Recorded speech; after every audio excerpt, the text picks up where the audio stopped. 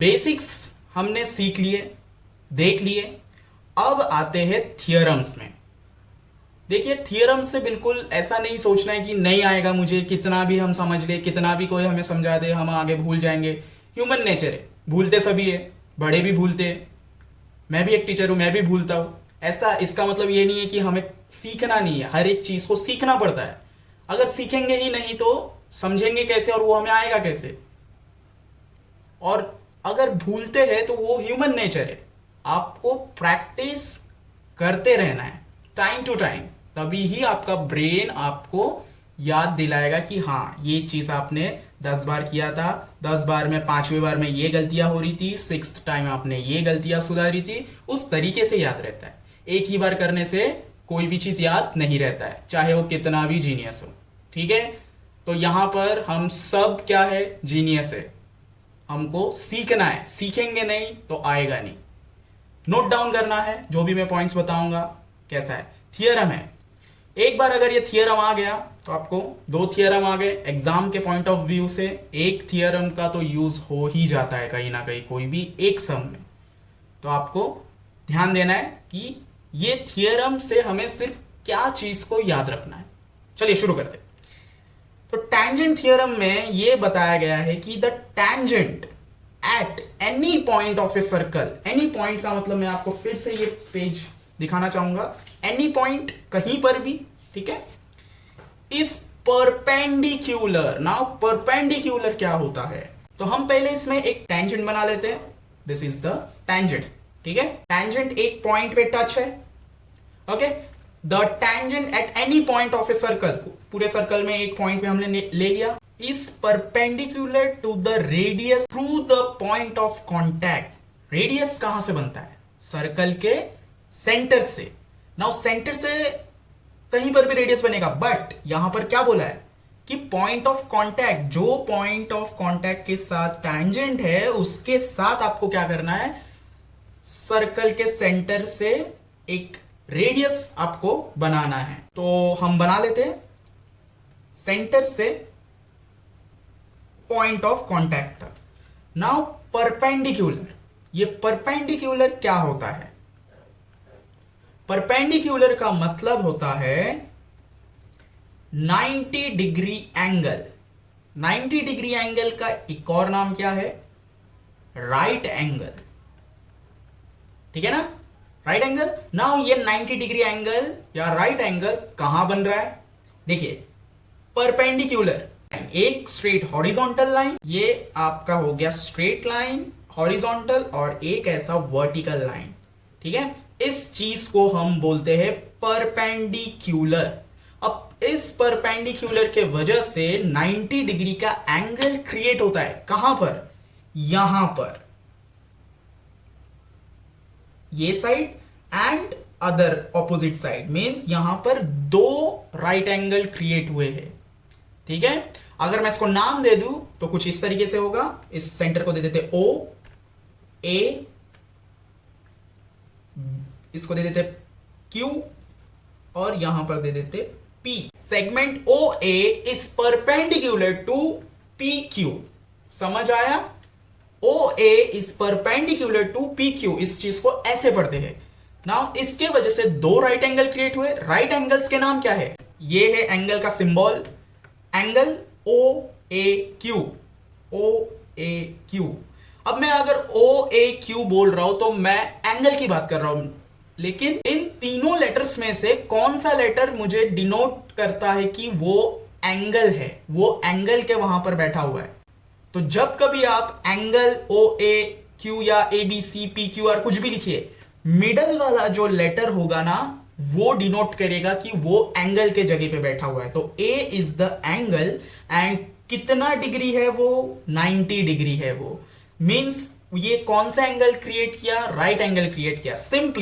Similarly जो उसका opposite angle है OAP, वो भी कितना होगा, 90। 90 क्यों होगा, क्योंकि हमने ये पढ़ा है कि लीनियर पेयर क्या होता है, एक स्ट्रेट लाइन, और लीनियर पेयर होता है 180 डिग्री, ठीक है ना। इतना तो मालूम होगा आपको, 10th स्टैंडर्ड में हो आप, 9th में आपने पढ़ा है, 8th में आपने पढ़ा है। लीनियर पेयर क्या होता है, लीनियर पेयर आपने ये प्रोटेक्टर यूज किया होगा, ठीक है। उसमें यहां पर 90 डिग्री दिया रहता है एंड यहां पर एक ऐसा साइन रहता है, यहां पर एक तरफ 0 एंड यहां पर भी एक 0 रहता है। सिमिलरली यहां पर एक 180 का साइन भी दिया रहता है, एक 180 का साइन भी दिया रहता है। अभी मेरे पास प्रोटेक्टर है नहीं, तो आप प्लीज प्रोटेक्टर निकालिए अपना, उसमें आप चेक कीजिए, ऐसा रहता है। तो एक स्ट्रेट लाइन में ये होता है 0 डिग्री से चालू एंगल, और पूरा अगर वो घूम के इस तरफ आया तो वो 180 डिग्री का एंगल हुआ। मींस एक स्ट्रेट लाइन 180 डिग्री का होता है, वो लीनियर पेयर होता है। उसमें अगर मैं मिडल में एक लाइन खींच दूं तो वो परपेंडिकुलर हो जाता है। मींस अगर मैंने यहां से इस 180 डिग्री के लाइन में एक मिडल से एक स्ट्रेट लाइन खींच दिया तो क्या हो गया, वो 180 डिग्री का जो एंगल था वो हाफ हाफ में डिवाइड हो गया। तो 2 हाफ में डिवाइड हुआ है, तो 180 का हाफ कितना होता है, 90 होता है। तो इस तरफ क्या बनेगा, 90 डिग्री, एंड इस तरफ भी कितना बनेगा, 90 डिग्री। तो दिस इज द परपेंडिकुलर। आपको ये याद रखना है कि हर बार जब भी टेंजेंट बनेगा सर्कल में, कहीं पर भी टेंजेंट रहे, अगर सेंटर से एक वर्टिकल लाइन आके उस टेंजेंट के पॉइंट ऑफ कांटेक्ट से अगर वो जुड़ता है आके, तो परपेंडिकुलर वहां पर एंगल्स बनेंगे, ठीक है। तो अब मैं आपको अलग अलग तरीके बता देता हूं। हर बार आपके दिमाग में ये इमेज नहीं होना चाहिए कि ऐसा ही परपेंडिकुलर दिखता है। परपेंडिकुलर हमने इसमें देखिए जितने भी टेंजेंट्स बनाए थे सब में परपेंडिकुलर हम बनाएंगे, ठीक है। तो ये है सेंटर और ये है पॉइंट ऑफ कांटेक्ट, ये हमने बनाया रेडियस, तो यहां पर परपेंडिकुलर एंगल्स बन जाएंगे 90 के, ठीक है। तो ये है परपेंडिकुलर इस लाइन से। पढ़ते कैसे है, ऊपर के लाइन का नाम पहले इस perpendicular to the base line, तो इसका नाम होगा सपोज ए बी एंड ये सी ये डी। तो A B is perpendicular to C D, ऐसे पढ़ना है। देन यहां पर एक बनेगा, देन यहां एक बनेगा, यहां एक बनेगा, यहां भी एक बन सकता है, ठीक है। तो आपके दिमाग में ये इमेज नहीं रहना चाहिए कि परपेंडिकुलर ऐसे ही दिखता है, कैसे भी फिगर आ सकता है एग्जाम में, आपको उतना समझना होगा। अगर एग्जाम में ऐसे इमेज ऐसे डायग्राम दे दिए और आपको बोल दिया कि ए बी सी डी से परपेंडिकुलर है, लेकिन आपके दिमाग में आपने सिर्फ जितना बुक में दिया है, मैंने बताया आपको सिर्फ जितना बुक में दिया सिर्फ आपको उतना नहीं पढ़ना है, आपको समझना है कि वो चीज क्या है। इसको समझिए रोटेट कर दिया मैंने, तो रोटेट करूंगा, ये लाइन थोड़ी अपने मतलब इस पॉइंट ऑफ कांटेक्ट से खिसकेगा, कुछ ऐसा हो जाएगा, ठीक है। उसको और रोटेट करेंगे तो ऐसा होगा, ऐसा दिखेगा, ऐसा दिखेगा। तो कैसा भी हो सर्कल पूरा घूमता है। तो आपके दिमाग में हर एक इमेज बनना चाहिए कि परपेंडिकुलर कैसे दिखता है और वो कैसे बन रहा है। आपको उल्टा दिया गया है तो आपको उल्टा इमेजिन करना है। आपको नहीं होता है, आप क्या कीजिए, पेपर को अपने हिसाब से एडजस्ट कीजिए। ये मेरे को परपेंडिकुलर दिख रहा है ये वाला, बट ये नहीं दिख रहा है तो मैं इसको अपने तरीके से एडजस्ट करूंगा। ये अब दिख रहा है, ठीक है। ये नहीं दिख रहा है तो इसको मैं ऐसे एडजस्ट कर लूंगा। ये मेरे को अब परपेंडिकुलर दिख रहा है जैसा मैं चाहता हूं। आप अपना तरीका निकालिए कि आपको किस तरीके से उसको समझना है। अगर मैं इस पेपर को ऐसे रखूं तो मेरा दिमाग क्या बोलता है कि हर एक चीज को मैं परपेंडिकुलर ऑब्जर्व कर सकता हूं, उसको मैं उल्टा सीधा टेढ़ा कैसे भी देख के मैं उसको समझ सकता हूं, एनालाइज कर सकता हूं, उसके बारे में लिख सकता हूं, ठीक है ना। तो आपको भी अपने ब्रेन को वैसा ट्रेन करना पड़ेगा, ओके। तो आपने समझ लिया टेंजेंट थियरम हमें क्या बताता है। टेंजेंट थियरम हमें बताता है कि राइट एंगल क्रिएट होता है जब भी टेंजेंट थियरम होगा। मींस कोई अगर मैं सम में प्रूफ कर रहा हूं कुछ और उसमें मुझे ये प्रूफ करना है कि ये जो एंगल है ये 90 डिग्री है, तो 90 डिग्री है तो मैं क्या थियरम, मींस ऐसे मुंह उठा के बोल दूं कि ये 90 डिग्री है तो कोई भी मान लेगा नहीं, उसका एक प्रूफ देना पड़ता है। तो ये प्रूफ वहां पर लिखना पड़ता है। तो मैं अगर ऐसे लिखूं कि what is the measure of angle O A Q कितना मेजर है, तो मेरे को दिख रहा है ये टेंजेंट है, ये रेडियस है, दोनों मिलकर परपेंडिकुलर एंगल बना रहे, तो यहां पर कितना डिग्री है, 90 डिग्री है। तो मैं लिखूंगा measure angle O A Q is equals to 90 degree, but इसका मुझे रीजन लिखना पड़ेगा। तो छोटा हाइफन मार के रीजन लिखिए। क्या रीजन है, bye tangent theorem, bye tangent theorem हमने पढ़ा है कि टेंजेंट थियरम से OAQ 90 डिग्री प्रूफ होता है। समझ आया आपको किस तरीके से करना है? जब हम एक्सरसाइज में सम्स करेंगे आपको और अच्छी तरीके से मैं बताऊंगा। हर एक सम जब सॉल्व करेंगे उसमें और भी चीजें निकल के आएंगे तो वो भी हम सॉल्व करेंगे। अब एक और चीज इसमें देख लेते हैं। अब समझिए मेरे को बोल दिया कि OQ कितना सेंटीमीटर का है वो निकालिए ना। OQ अब मैं कैसे निकालूंगा? OQ तो लाइन है नहीं, तो लाइन बना लीजिए, लाइन ड्रॉ कर लीजिए। ठीक है, ये ड्रॉ कर ली मैंने लाइन।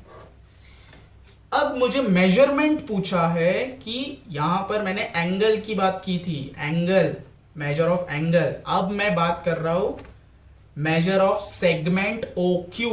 ठीक है ना, सेगमेंट OQ कितना सेंटीमीटर का है वो बताओ। तो यहां पर अब OQ कैसे निकालेंगे हम? कंफ्यूजन। OAQ जब ये लाइन नहीं था तो तभी हम इसको सिर्फ क्या पढ़ रहे थे? एंगल पढ़ रहे थे। लेकिन जब ये लाइन बन गया तो अब ये क्या बन गया है? क्लोज्ड एक फिगर बन गया। क्लोज बन गया मींस तीनों तरफ से ये बंद है। पहले जब ये लाइन नहीं था तो ये ओपन था, तो जब ओपन था तो उसको एंगल्स बोलते थे, एंगल। ठीक है, अब जबकि ये लाइन मैंने बना दिया तो ये क्लोज हो गया। तो जब तीनों तरफ से वो क्लोज है तो इस फिगर का नाम क्या होता है? ट्रायंगल। ठीक है ना, तो ट्रायंगल अगर है और उस ट्रायंगल में अगर 90 डिग्री है, याद कीजिए आपने पढ़ा है 9th में 8th में कि ट्रायंगल में अगर एक एंगल 90 डिग्री है तो हम कौन सा थियरम यूज करते हैं? हम पाइथागोरस थियरम यूज करते हैं। पढ़ा है ना आपने? पाइथागोरस थियरम में क्या होता है? OQ क्या बन जाएगा? ये 90 डिग्री है तो 90 डिग्री के अपोजिट वाला जो साइड होता है उसको हम क्या बोलते हैं? उसको हम हाइपोटेनस बोलते हैं। ठीक है ना, याद है ना? तो इसका फॉर्मूला कैसे बनता है कि hypotenuse is equals to one side plus other side. ठीक है, इसमें एक और चीज आता है स्क्वायर एंड स्क्वायर। ये फॉर्मूला है कि नहीं?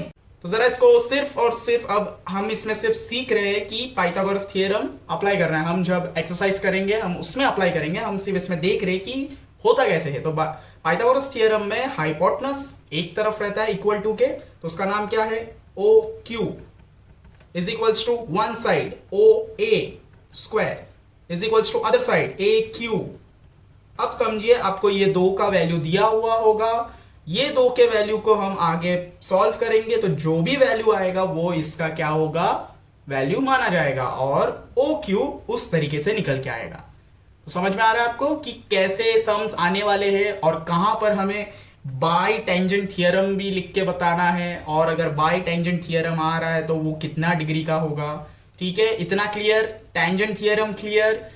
अगर आपको नहीं समझा आप प्लीज एक बार और वीडियो को पीछे करके वापस से उसको फॉरवर्ड बैक करके आप बार बार उसको देखिए, हर एक वर्ड को मेरे सुनिए अच्छे से, आपको पक्का पता चल जाएगा, पक्का समझ में आ जाएगा। ओके।